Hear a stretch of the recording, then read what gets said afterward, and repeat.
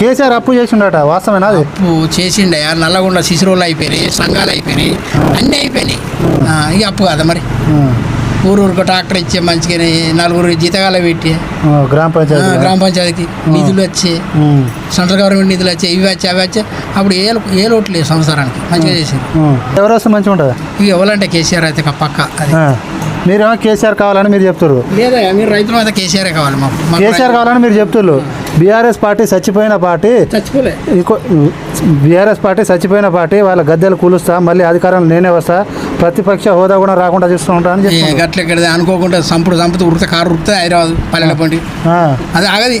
అది అందరికి ఇరికి చూస్తుంది. ఎందుకంటే మొన్న ఈ రైతు మన గిడ్ని సార్ వేసిన ఆడాయని ఒక్కసారి సంతకం పెట్టినట్టు పారేసి పైసలు అంతే తెచ్చుకున్నాం. అట్లా ఏ తాపుకో విడతా ఇదో విడతా లేక ఉండి అట్నే సంవత్సరాలు చేస్తారు. కానీ మన ఇంట్లో సంవత్సరం కూడా అంతే ఎలా చేసిన మందం చేస్తారు. బీఆర్ఎస్ గద్దెలు కులుస్తాడా రేవంత్ రెడ్డి? లేదు కాదు. ఏంది తెలంగాణ గద్దె అది. బీఆర్ఎస్ గద్దె కాదు, తెలంగాణ గద్దె. గద్దెలు కొడతారా?